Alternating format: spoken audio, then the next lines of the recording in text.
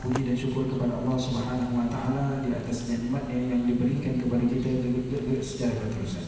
Wa nas'aluhu tabaraka wa ta'ala an yubarik lana fil awqat.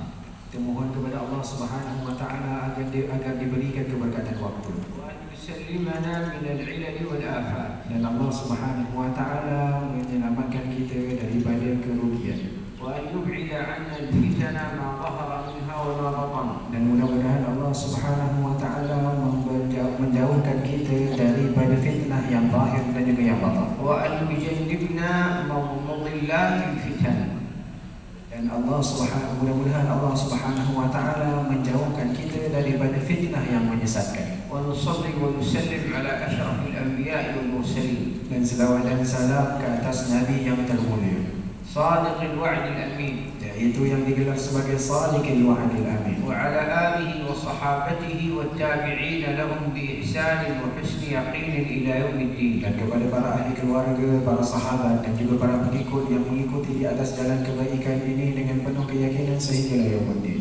بداية نشكركم على الحضور.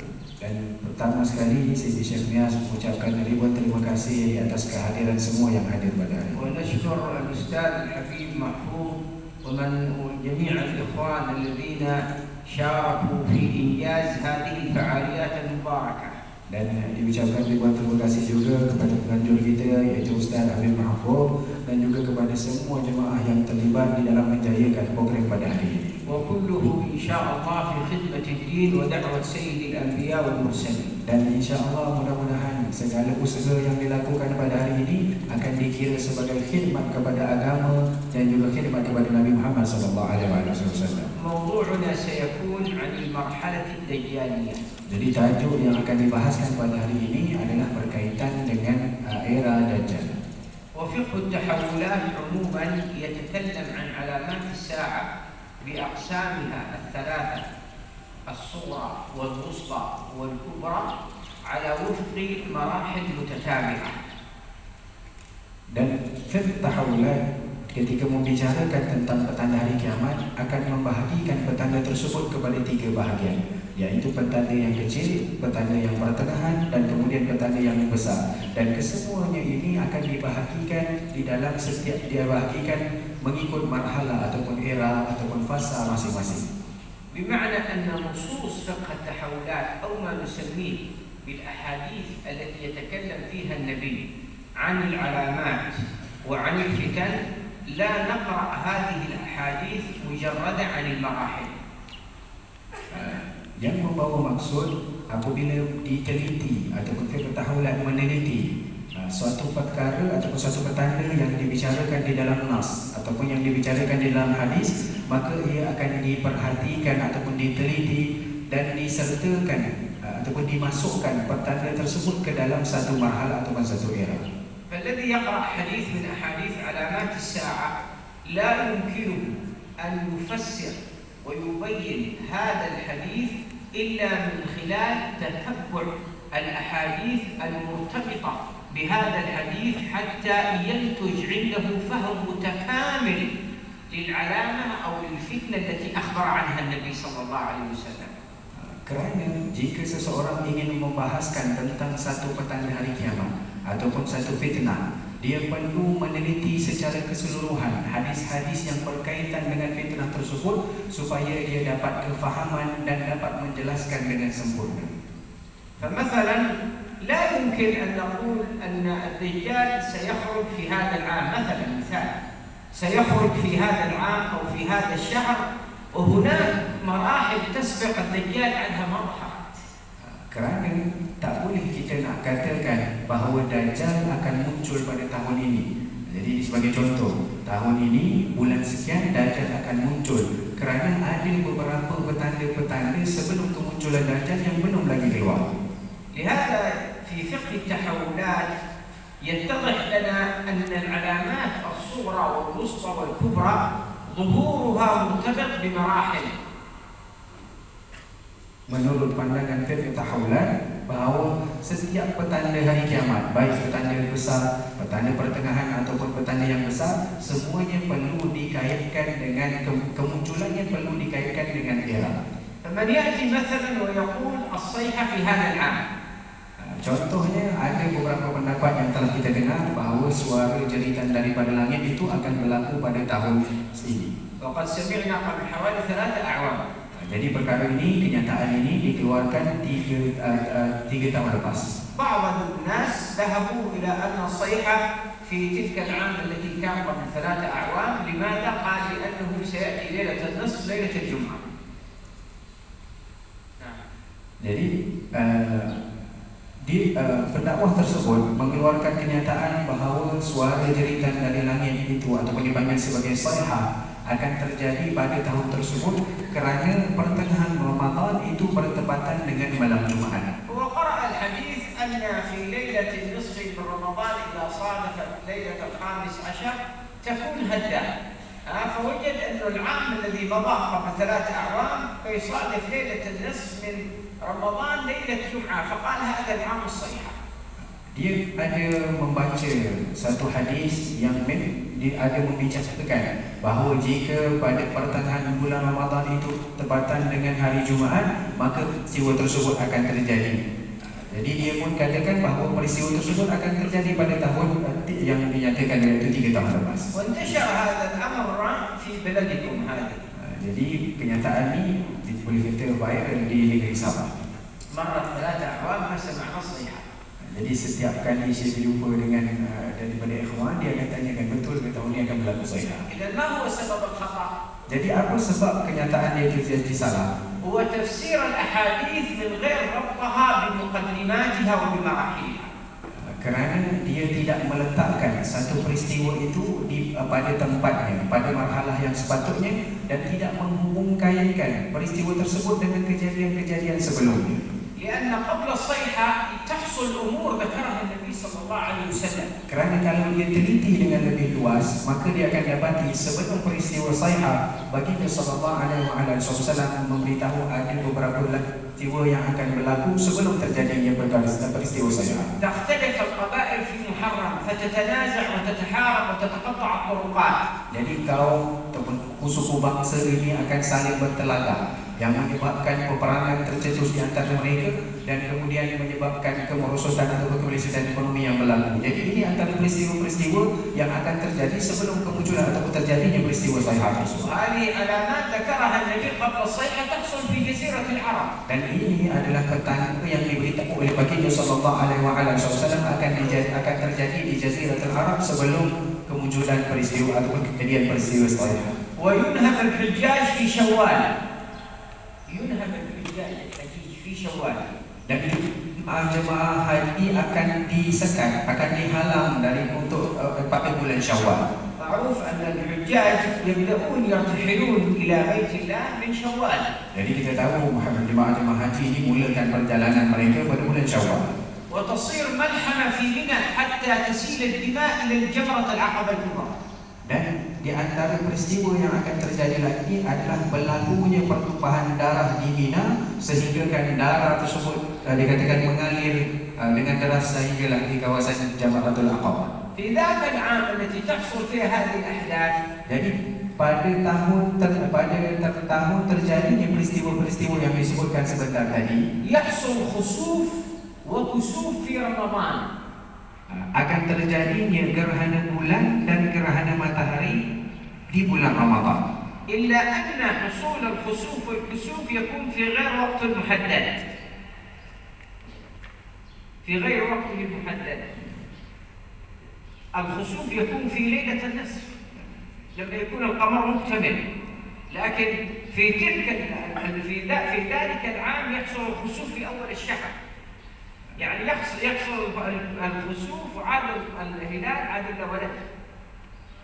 Jadi peristiwa gerhana bulan dikatakan kejadiannya itu terjadi secara tidak teratur, yang mana sepatutnya gerhana bulan ini terjadi di pertengahan bulan, tapi pada tahun tersebut boleh jadi dia terjadi pada awal bulan. والشمس تكسف في نصف الشهر والشمس تكسف في آخر الشهر.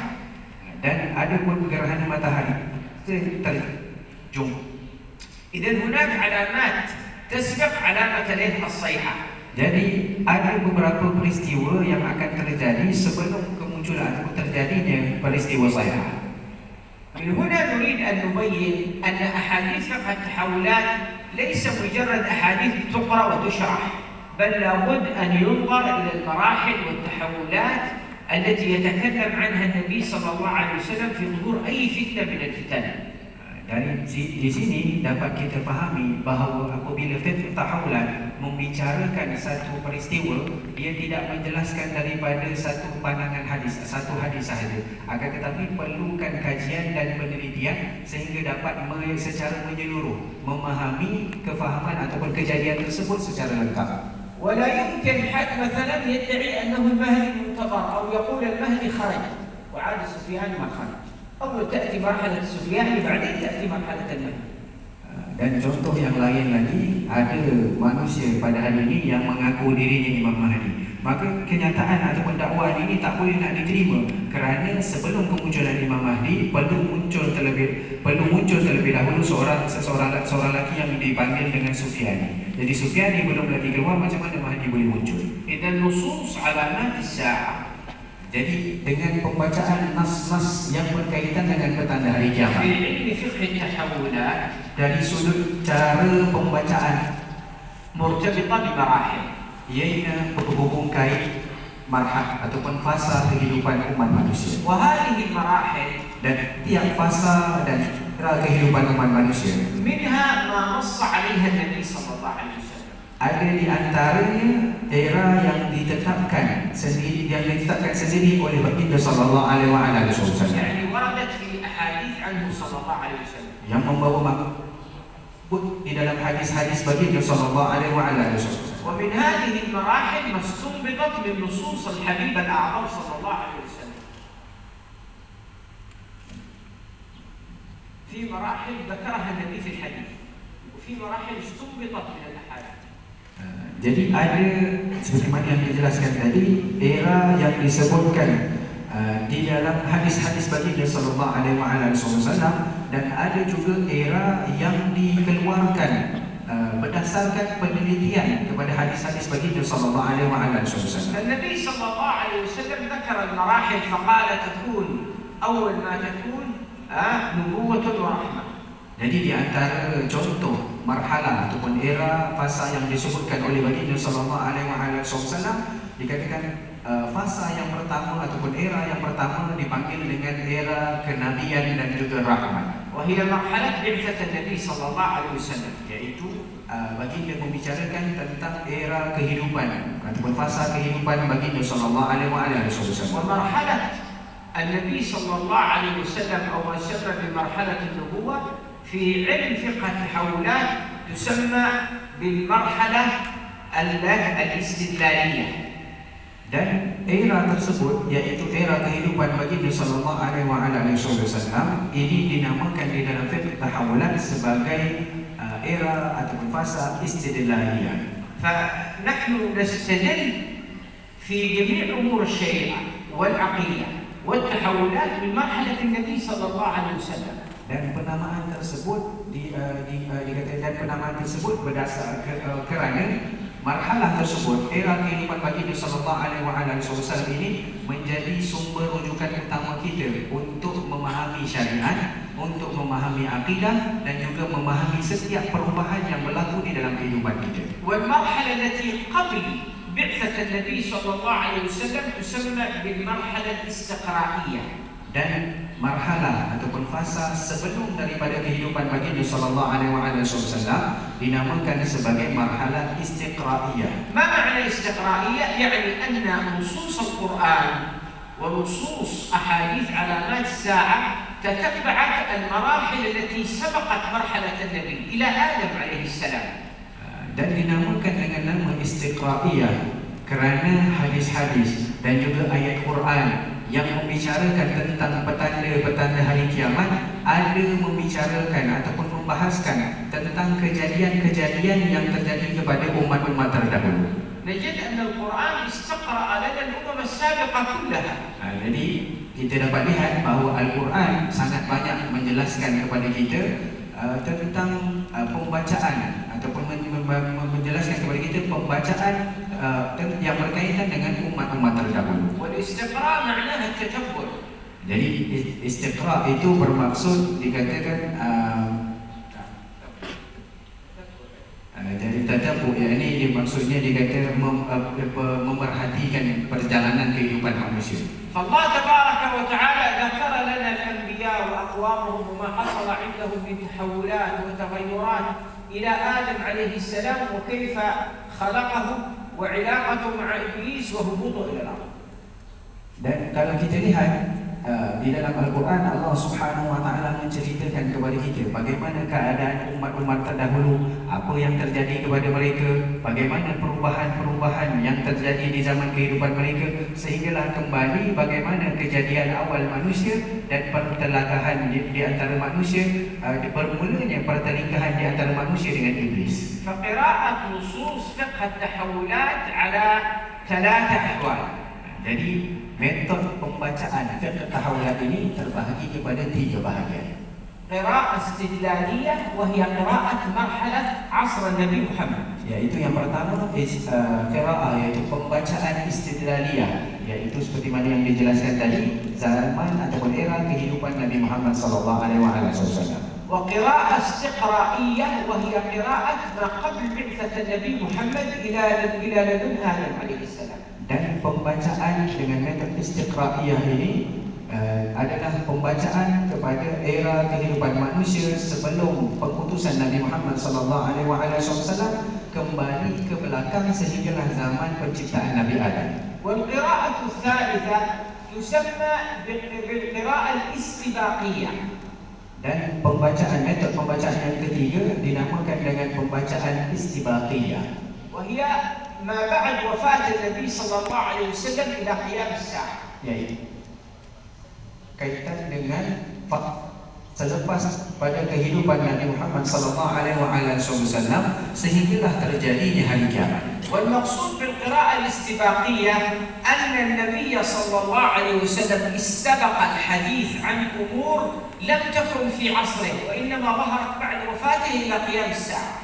Dan dinamakan dengan pembacaan istibaqiyah kerana baginda sallallahu alaihi wasallam telah pun menceritakan dahulu peristiwa-peristiwa yang akan terjadi di zaman selepas daripada ketiadaan baginda sallallahu alaihi wasallam. فهذه القراءات الثلاث نقرأ بها نصوص فقه التحولات. Jadi dengan 3 metode pembacaan ini kita dengan 3 metode pembacaan inilah yang akan digunakan untuk memahami nas-nas yang terdapat yang membicarakan tentang petanda hari kiamat menurut pandangan fiqh tahawulat. بمراحل التحولات, dengan memerhatikan perjalanan ataupun fasa-fasa kehidupan umat manusia. المرحلة الأولى قلنا هي مرحلة النبوة وإلى ذلك أشار النبي صلى الله عليه وسلم تكون أولا نبوة ورحمة. نبوة ورحمة. Dan fasa kehidupan manusia ini yang selepas daripada kehidupan ataupun dan bermula daripada kehidupan baginda sallallahu alaihi wasallam seperti mana yang diisyaratkan di dalam hadis, yang pertamanya adalah era ataupun marhalah nubuah, kenabian dan juga rahmat. ثم خلافة ورحمة. Dan kemudian marhalah seterusnya adalah khilafah dan juga rahmat. والمقصود بالخلافة هي خلافة الخلفاء الراشدين، مرحلة الخلافة. Dan yang dimaksudkan dengan marhalah khilafah itu adalah fasa ataupun zaman kepimpinan para khulafa ar-rasyidin yang memimpin dengan penuh kerahmat. ومرحلة الخلافة حددها النبي ب30 عام. Dan marhalah khilafah baginda sallallahu alaihi wasallam meletakkan bahawa tempoh ini hanya akan berlaku selama 30 tahun sahaja. قال النبي صلى الله عليه وسلم الخلافة بعدي 30 عاما. Berdasarkan sabdaan baginda sallallahu alaihi wasallam yang bermaksud khilafah setelah daripada aku itu 30 tahun. ومرحلة الخلافة الراشدة التي حددت ب30 عام تولى فيها الخلافة 5 خلفاء. Dan di marhalah khilafah yang dinyatakan oleh baginda sallallahu alaihi wasallam akan berlaku selama 30 tahun itu selesai selepas turunnya khalifah yang kedua. سيدنا أبو بكر الصديق. Yang pertamanya Sayyidina Abu Bakar As-Siddiq, وسيدنا عمر وسيدنا عثمان وسيدنا علي، وخامس الخلفاء في فقه التحولات سيدنا الحسن بن علي. Dan setelah Nabi Sayyidina Abu Bakar, Sayyidina Umar, dan setelah itu Sayyidina Osman, Sayyidina Ali, dan yang terakhir adalah Sayyidina Hasan bin Ali, kerana menurut pandangan fiqh tahawulan para khulafa itu ada 5, iaitu sehingga Sayyidina Hasan bin Ali. وقد ذكر الحافظ ابن كثير أن الحسن بن علي تولى الخلافة في ضمن 30 العام 6 أشهر. Dan Imam Ibn Kathir menyebutkan bahawa tempoh kepimpinan Sayyidina Hasan bin Ali itu berlaku selama 6 bulan. إذن الزمن الذي حدده النبي للخلافة كان في إطار هذا الزمن خلافة سيدنا الحسن بن علي. Jadi baginda sallallahu alaihi wasallam menghadkan bahawa tempoh khilafah itu akan berlaku selama 30 tahun dan ianya selesai selepas turunnya Sayyidina Ali daripada tampuk kepimpinan. وهناك خليفة سادس. Dan akan ada khalifah yang ke-6. ولكنه ليس في مرحلة الخلافة الراشدة. Akan tetapi pemerintahannya tidak terjadi pada marhalah ataupun era khilafah. بل هو في مرحلة الملك العظيم. Bahkan ia terjadi di dalam satu era yang dipanggil era kerajaan kubu besi. وهو سيدنا عمر بن عبد العزيز. Yaitu Sayyidina Umar bin Abdul Aziz. فالنبي صلى الله عليه وسلم قال تكون نبوة ورحمة ثم تكون خلافة ورحمة ثم يكون ملك عظيم وفي رواية ملك عاظم ملكا عاظما. Kemudian di dalam hadis tersebut baginda sallallahu alaihi wasallam menyatakan permulaan era itu adalah era kenabian dan juga rahmah, dan seterusnya adalah era khilafah dan juga rahmah, dan setelah itu adalah era kerajaan kubu besi ataupun era kerajaan yang mencengkam. مرحلة الملك العظيم تنقسم إلى قسمين. Jadi marhalah sistem kerajaan kubu besi ini terbahagi kepada 2 bahagian. القسم الأول مرحلة حكم بني أمية. Yang pertamanya adalah tempoh pemerintahan Bani Umayyah. والقسم الثاني مرحلة حكم بني العباس. Dan bahagian kedua, fasa yang kedua adalah tempoh pemerintahan Bani Abbas. المرحلة الأولى مرحلة النبوة مرحلة محصنة بالوحي والنبي محمد صلى الله عليه وسلم ونزول القرآن. Marhalah yang pertama, marhalah kenabian dan rahmat ini mendapat jaminan kerana kewujudan baginda sallallahu alaihi wasallam pada marhalah tersebut, dan Al-Quran serta petunjuk diturunkan langsung dari sallallahu alaihi wasallam. والمرحلة الثانية مرحلة الخلافة الراشدة محصنة بالنص النبوي سماها النبي خلافة. Seterusnya yaitu khilafah, jaminan daripada hadis sendiri. Baginda sallallahu alaihi wasallam menamakan era tersebut sebagai era ومحصنة بالاجتهاد. Dan juga ia mendapat perlindungan, penjagaan dan jaminan dari kerana adanya ijtihad pada المصيب مأجور والمخطئ مأجور. Kerana apabila seseorang itu berijtihad dalam keadaan ia layak untuk berijtihad, maka yang benar akan mendapat 2 ganjaran dan yang salah mendapat 1 ganjaran. ومحصنة بمواقف الخلفاء. Dan juga mendapat jaminan dengan adanya pendirian daripada para khulafa. مرحلة الملك العظيم بقسميها. Jadi marhalah ataupun era kerajaan kubu besi yang bagi kepada 2 fasa. حصانتها بوحدة الأمة وإقامة الجهاد في سبيل الله. Jaminan kepada marhalah tersebut adalah oleh kerana umat Islam hidup dalam keadaan bersatu padu dan juga dijalankan ataupun ditegakkan jihad fisabilillah. ولا حصانة لخلفائها. Tidak ada jaminan untuk individu secara individu kepada para khulafa. إلا ما كان من سيدنا عمر بن عبد العزيز. Hanya ada jaminan kepada khalifah yang bernama Sayyidina Umar bin Abdul Aziz. ثم قال النبي يكون ملك جبريل. Kemudian baginda sallallahu alaihi wasallam menyebutkan era setelah itu adalah era mulkun Jibril. بعد مرحلة الملك العظيم تأتي مرحلة الملك الجبري. Setelah daripada marhalah mulkun Adud terjadi pula marhalah mulkun Jibril. هذا الملك الجبري ابتدأ في مرحلة ضعف الدولة العباسية وظهور الدويلات. حصل تمزق وظهرت دويلات كثيرة مستقلة لا تخضع لدولة الخلافة. Ini bermula ketika pemerintahan Bani Abbasi mula melemah, dan kemudian negara-negara ataupun empire Islam dipecah menjadi negara-negara kecil. ثم جاءت بعد مرحلة الدويلات مرحلة الدولة العثمانية. Dan setelah daripada kerajaan Islam ataupun empire Islam ini dibahagi ataupun dijadikan negara-negara kecil, kemudian kembali ke zaman kepimpinan ataupun khilafah Utsmaniyah. وهذه الدولة العثمانية أعادت للإسلام هيبته وقوته. Jadi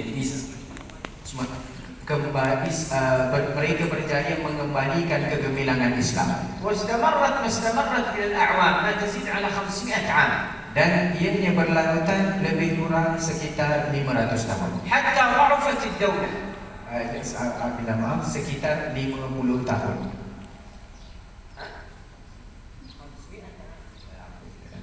Sahih, jadi ianya berlarutan sepanjang 500 tahun. يزيد على 500 عام. Jadi lebih daripada 500 tahun. ومرت الدولة العثمانية بمرحلتين، مرحلة القوة ومرحلة الضعف. Jadi marhalah ataupun kepimpinan khilafah Utsmaniyah juga terbahagi kepada dua fasa. Yang pertamanya fasa kegemilangan mereka, yang kedua fasa kemunduran dan kejatuhan mereka. وفي مرحلة القوة أعادت هذه الدولة للأمة كيانها وعزها وقوتها. Dan pada ketika mereka mencapai pada marhalah mereka ini berjaya mengembalikan kegemilangan Islam dan berjaya menyatupadukan umat Islam. على يد المؤسس لهذه الدولة وهو عثمان ابن أرطغرل بن سليمان. Yang dimana dikatakan empire ini diasaskan oleh Utsman bin Urtughul bin Sulaiman. حتى أن بعض العلماء ذهبوا إلى أن قول النبي صلى الله عليه وسلم بعودة الخلافة الراشدة في آخر الزمان هي المقصود بها الدولة العثمانية. Para ulama berpendapat sabda sallallahu alaihi wasallam bahawa nanti khilafah akan kembali, dan yang dimaksudkan di dalam hadis tersebut adalah khilafah Utsmaniyah. ولكن في فقه التحولات ومن خلال تتبع النصوص أن الخلافة الراشدة لا تكون إلا في عهد سيدنا الإمام المهدي عليه السلام. Akan tetapi berdasarkan kajian yang telah kajian menurut pandangan fiqh tahawulat, khilafah rasyidah itu hanya akan kembali ketika zaman kemunculan Imam Mahdi alaihi salam. بعد مرحلة الدولة العثمانية جاءت مرحلة الغثائية. Dan setelah berlalunya fasa pemerintahan Empire Utsmaniyah, maka bermulalah satu marhalah yang dinamakan sebagai era Ghuzaiyah. وبدأت هذه المرحلة بفتن. Marhalah Ghuzaiyah ini ianya dipenuhi dengan fitnah. أخبر عنها النبي صلى الله عليه وسلم. Dan marhalah ini ataupun fasa kehidupan ini juga telah diberitahu oleh baginda sallallahu alaihi wasallam. وهي فتنة الأحلاس. Yaitu akan terjadinya fitnah ahlas, وفتنة السراء, dan juga fitnah sarra, وفتنة الدهيمة, dan seterusnya fitnah duhaimah, والفتنة الرابعة الصماء البكماء العمياء, dan fitnah rabi'ah samya amya bakma. وهذه الفتن كلها في ضمن مرحلة الغثائية. Dan kesemua fitnah-fitnah yang diberitahu sebentar tadi nama-namanya terjadi di dalam fasa ataupun era Ghuzaiyah. ولا يمكننا أن نتكلم الآن عن كل مرحلة من هذه المراحل. Jadi tidak ada kesempatan untuk dijelaskan satu persatu yang terdapat di dalam setiap marhalah. لأن موضوعنا سنركز فيه على المرحلة الدجالية. Kerana pada hari ini kita akan fokus pada marhalah kemunculan ataupun dipanggil sebagai era kemunculan Dajjal. وهذه المرحلة الدجالية كمظهر من مظاهر الدجل بدأت معالمها تظهر بظهور فتنة الدهيمان. Dan era Dajjal ini, era kemunculan Dajjal ini sebenarnya telah pun bermula sejak kemunculan ataupun terjadinya fitnah yang dinamakan dengan fitnah Duhaimah. والنبي صلى الله عليه وسلم أشار إلى هذه الفتنة. Dan baginda sallallahu alaihi wasallam telah mengkhabarkan, telah mengisyaratkan tentang fitnah yang akan melanda umat ini. وقال لا تدعوا أحدا إلا ولطمته. إلا يعني ما تترك أحد إلا ويدخل في هذه الفتنة، فتنة الدهيمة. Jadi fitnah Duhaimah ini seperti mana yang disyaratkan oleh baginda sallallahu alaihi wasallam, ia tidak akan tinggalkan seorang pun daripada umat manusia. Setiap kali ia lalu, maka ia akan menimpa kepada manusia yang berada di sana. قال فيصير الناس فيه إلى صفاتين، يعني إلى قسمين. Sehinggalah umat manusia ini terbagi kepada dua jenis manusia. إيمان لا نفاق فيه، إيمان لا نفاق فيه. Jadi keimanan yang tidak ada munafik di dalam dirinya, ونفاق لا إيمان فيه. Ataupun bahagian yang kedua, jenis yang kedua, manusia yang munafik yang langsung tidak ada iman. فإذا كان كذلك، Dan ketika berlakunya peristiwa tersebut, يعني إذا صارت الأمة إلى هذا المستوى، jadi apabila umat manusia sampai ke tahap seperti yang dijelaskan sebentar tadi, ودخلت في هذه الفتنة، dan fitnah ini mula melanda ke umat ini, kepada umat ini, قال فإذا كان ذلك فانتظر الدجال من يومه أو من غده. يعني لو وصلت الأمة إلى هذه المرحلة، مرحلة الفتنة التي يشارك فيها الجميع، سياسيين واقتصاديين واجتماعيين وحكام وعامة، فاعلم أن الأمة انقسمت إلى قسمين، قسم مؤمن وقسم منافق. dan apabila terjadinya ataupun fitnah ini melanda kepada umat ini, maka tunggulah kemunculan Dajjal yang akan terjadi dalam masa yang terdekat. Bermaksud apabila fitnah yang dahsyat melanda kepada umat ini, kerosakan berlaku pada ekonomi, kerosakan berlaku pada pemerintahan, berlaku kepada sistem, berlaku kepada keyakinan umat Islam, maka ketika itu umat Islam ini hanya terbahagi kepada dua bahagian, sama ada mereka yang benar-benar beriman ataupun mereka yang munafik. قال فانتظر الدجال من يومه أو من غده، يعني خلاص قرب مرحلة ظهور الدجال. Yang mana pada ketika itu kesemuanya hampir yang buruk ini mendukung kepada kemunculan Dajjal, maka disebutkan bahawa tunggulah kemunculan Dajjal pada masa yang terdekat, dalam masa yang terdekat. ومعنى قوله صلى الله عليه وسلم من يومه أو من غده تقريب لخروج الدجال، بمعنى أنكم في مرحلة قرب فيها خروج الدجال. Yang membawa erti baginda sallallahu alaihi wasallam menyatakan di dalam hadis tersebut, sama ada pada hari ini ataupun pada esok hari, yang membawa erti bahawa kita sedang ketika itu umat Islam hidup pada fasa yang begitu hampir, yang sangat hampir dengan kemunculan Dajjal. طيب ما هي مظاهر هذه المرحلة؟ Jadi apakah peristiwa-peristiwa besar yang terjadi pada marhalah tersebut? من أبرز مظاهر مرحلة الدهيماء أو فتنة الدهيماء في مرحلة الغثائية، Di antara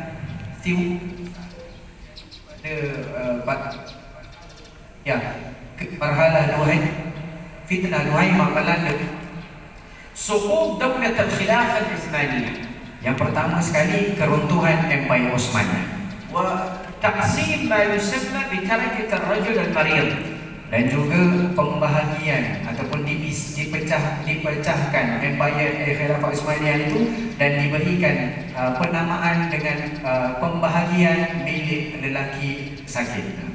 وكانت بريطانيا وحلفائها يطلقون الرجل المريض على عبد الحميد الثاني، dan gelaran lelaki sakit itu diberikan oleh orang-orang barat kepada Sultan Abdul Hamid yang kedua. وعبد الحميد الثاني هو أحد خلفاء بني عثمان الذي أبى أن يسلم دولة فلسطين أو أرض من فلسطين لليهود. Dan Sultan Abdul Hamid yang kedua adalah pemimpin Empire Osmania yang mempertahankan tanah Palestin daripada dijajah ataupun diambil oleh orang-orang Yahudi. ومن مظاهر هذه المرحلة ظهور دولة اليهود في الوطن العربي والإسلامي. Dan di antara peristiwa besar yang terjadi ketika fitnah Duhaimah ini melanda adalah wujudnya kenegaraan ataupun negara bagi orang-orang Yahudi di tengah-tengah kalangan Jazirah Arab. وخضوع العالم لسياسة الكفر. Dan peraturan ataupun politik dunia dimainkan oleh orang-orang kufur. فمرحلة الدهيماء من المراحل الخطيرة في الأمة. Jadi marhalah Duhaimah ataupun kemunculan Duhaimah ini merupakan perkara yang sangat bahaya kepada umat ini. وأبرز مظاهر هذه المرحلة ظهور مدرسة الرأسمالية والشيوعية في العالم. Dan di antara peristiwa besar yang terjadi di dalam marhalah ini adalah kemunculan komunisme dan juga sekularisme. وهذه المرحلة تسمى في فقه التحولات بمرحلة الاستهتار. Dan marhalah ini dinamakan di dalam fiqh tahulat sebagai marhalah istihtar. يعني أن الأمة وصلت إلى الاستهتار بالدين وانتشرت العلمانية وانتشرت الشيوعية في الأمة. Istihtar di sini maksudnya umat Islam jauh daripada agamanya, oleh kerana itu pengaruh pemikiran-pemikiran yang merosakkan ini boleh disebarkan di kalangan umat Islam.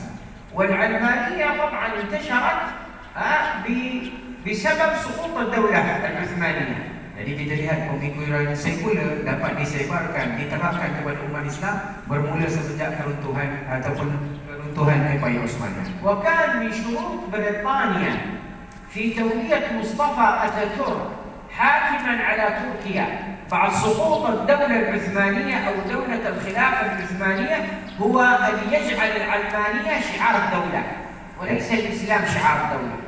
Dan di antara ketetapan ataupun syarat yang diletakkan oleh Britain ketika melantik Mustafa Kemal Atatürk menjadi pemimpin setelah keruntuhan Empire Utsmani adalah Mustafa Kemal ataupun negara Turki perlu menyebarkan fahaman sekuler sebagai fahaman utama bagi rakyat jelatanya dan bukan lagi kefahaman yang dibawa oleh Islam. وكانوا يأخذون أبناء المسلمين لا سيما أبناء الزعماء والسياسيين والمؤثرين والقادة إلى بريطانيا ليعلموهم الفكر العلماني ويعودون بهم إلى دول الإسلام ليثيروا هذا الفكر بين الناس. Dan pada titik dari kalangan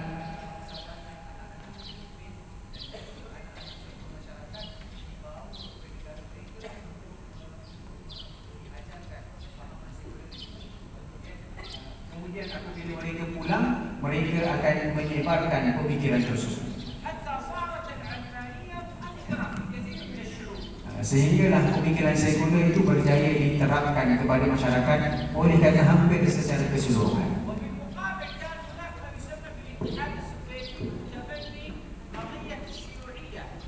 Pada masa yang sama ada juga perjuangan yang dibawa oleh Soviet Union yang memperjuangkan komunisme.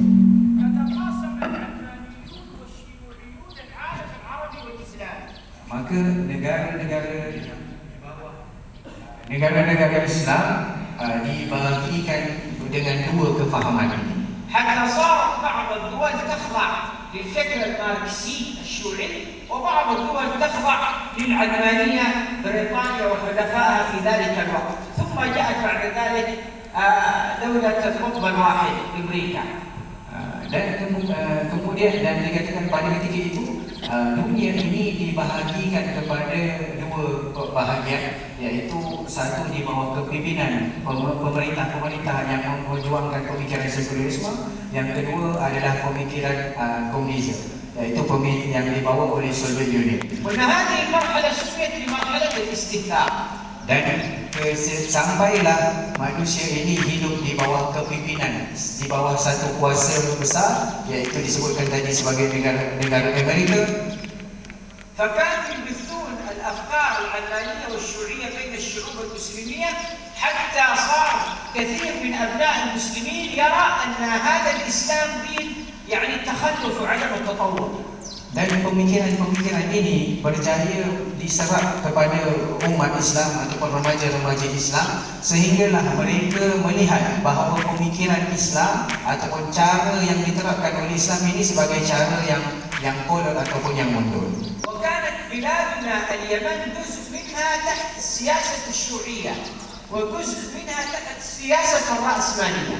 Dan di negara Yaman saya beritahu separuh daripada negara tersebut diperintah oleh pejuang komunis dan sebahagian lagi diperintah oleh para pejuang yang disebutkan membawa pahaman sekularisme. فمنعوا مجالس العلم وحاربوا العلماء.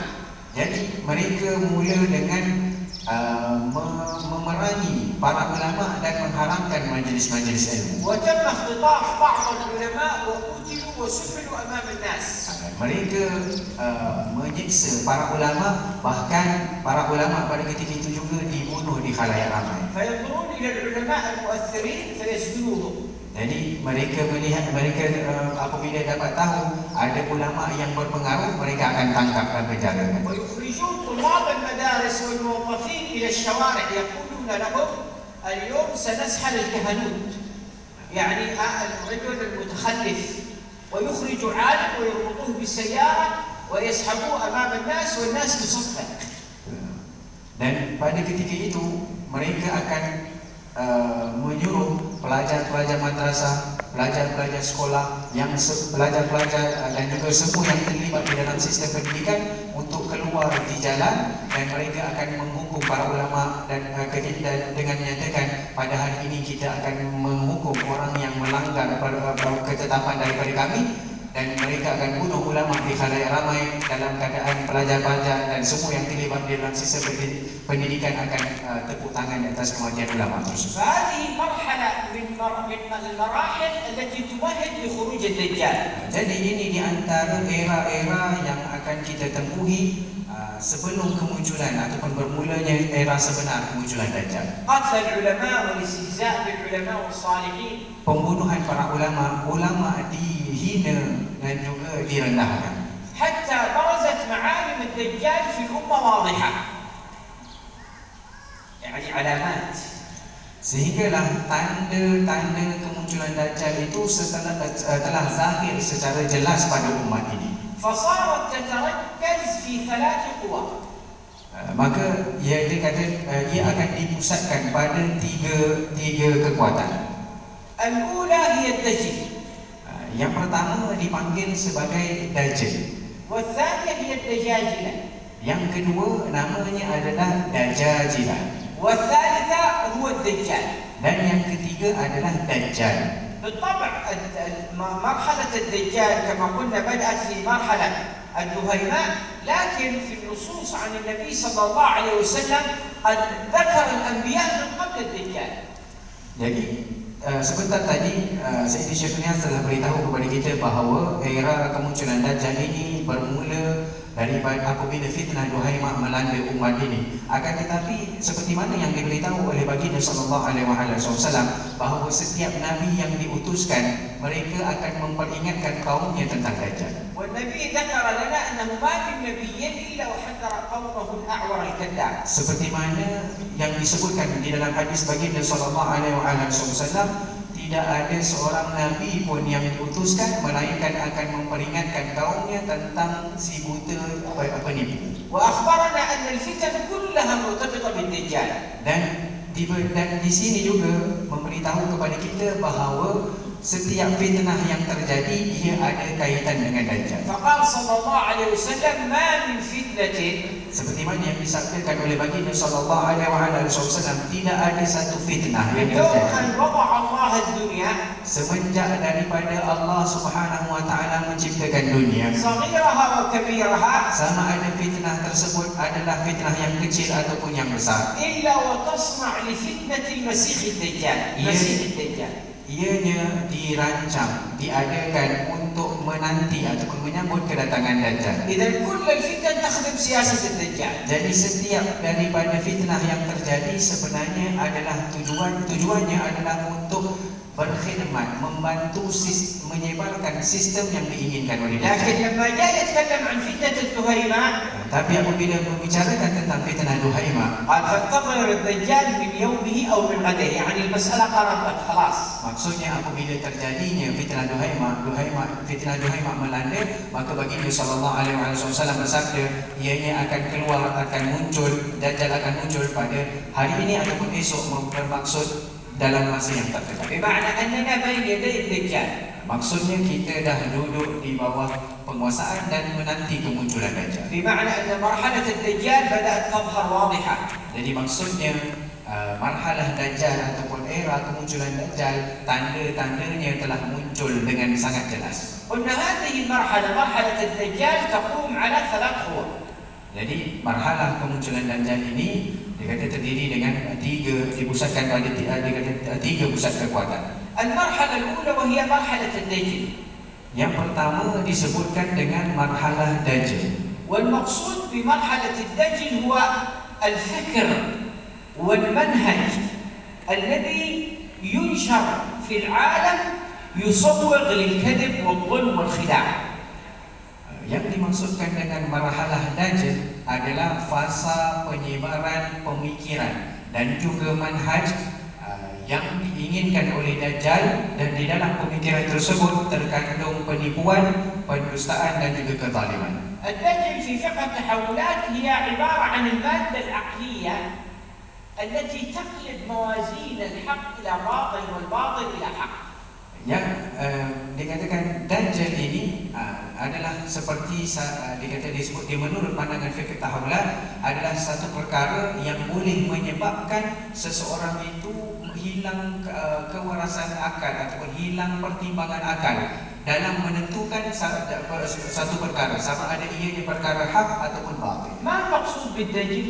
Jadi apa yang dimaksudkan dengan Dajjal? المقصود بالدجل الكذب والخداع. Maksud Dajjal itu, perkataan Dajjal itu sendiri maksudnya adalah penipuan. ونحن قد دخلنا في مرحلة الكذب والخداع. Dan kita tidak diragukan lagi dah termasuk ataupun dah masuk pada fasa penipuan dan juga pendustaan. وبرزت مشاريع للأمة كلها مبنية على الكذب. Dan kita lihat pada hari ini setiap tindakan, setiap perkara yang dilakukan oleh umat ini akan ada unsur-unsur penipuan. واسم الدين. Dan bahkan yang lebih teruk menggunakan nama agama. مشاريع سياسية. Sama ada dalam urusan politik ومشاريع العلمنة.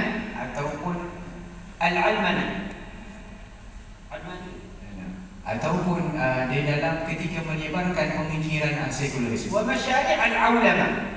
Ataupun disebutkan dengan yang penyebaran ulama. فمشروع التسييس في الأمة. Jadi pendustaan yang berlaku kepada umat ini هو إظهار أحزاب وجماعات adalah dengan kemunculan ataupun dimunculkan parti-parti dan juga kelompok-kelompok manusia لها سياسات معينة yang memperjuangkan ataupun mempunyai motif politik tersendiri, تربط سياستها بالدين. yang mana dikatakan mereka memainkan politik mereka dengan menggunakan nama agama. وهذا الارتباط ليس من أجل خدمة الدين. Dan mereka menghubungkan ataupun mengaitkan politik mereka ataupun cara mereka bermain politik dengan agama bukan kerana untuk berkhidmat kepada agama, بل من أجل إيجاد صراع بين تلك الأحزاب المرتبطة بالدين. فهذا الحزب ضد هذا الحزب. akan tetapi nak menggunakan agama sebagai alat untuk mereka menentang parti yang lain, menolak parti yang lain. وهذا الحزب يتكلم بالكتاب والسنة أن مشروعه هو مشروع إياه الإسلام. Dan mereka ingin menyebarkan provokasi di antara umat manusia kerana satu kelompok akan menggunakan kitab Al-Quran dan juga As-Sunnah untuk menidakkan ataupun menolak perbuatan dan tindakan daripada parti ataupun kelompok yang lain. ويأتي الحزب الآخر ويتكلم بنفس المنطلق أن مشروعه هو الذي سينجح الإسلام. Begitu juga dengan parti yang ditolak ataupun yang ditentang tadi, mereka juga akan menggunakan Al-Quran dan juga hadis untuk menolak dan menafikan tindakan yang dilakukan oleh parti yang lain. وحقيقة الصراع السياسي بين هذه الأحزاب في الحقيقة ليس خدمة الدين. Jadi perang politik yang berlaku di antara parti-parti tersebut bukanlah kerana mereka ingin khidmat untuk agama, وإنما من أجل الوصول إلى أهداف معينة. akan tetapi untuk mencapai tujuan-tujuan yang tertentu. الآن بعض الناس يقول نحن من أجل نخدم الدين ونعيد الخلافة نشارك في هذا المجال. Berapa ramai manusia pada hari ini yang mendakwa, pada hari ini kami ingin memperjuangkan, ingin mengembalikan kekhalifahan pemerintahan Islam dan juga ingin membangunkan ataupun membangkitkan kembali, membawa kembali Islam pada zaman kegemilangannya dengan menggunakan nama agama. بالله عليكم في ظل سياسة العولمة العالمية في الأمة من يستطيع أن يقيم الخلافة؟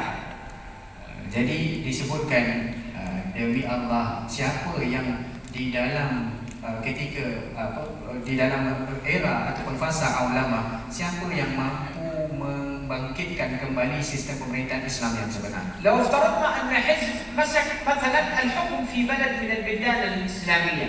Cuba kita bayangkan ada satu parti yang pegang, yang menjadi kerajaan di sebuah negara. هل يستطيع أن ينفصل عن سياسة العالم؟ Jadi boleh tak dia nak pisahkan pemerintahan agama, pemerintahan negara dia dengan pemerintah dunia? هل يستطيع أن ينفصل عن بنك النقد الدولي؟ Boleh tak dia nak putuskan hubungan bank negara dengan bank dunia? هل يستطيع أن يغلق البنوك الربوية ويقول ما بنتعامل معاكم يا دول الغرب؟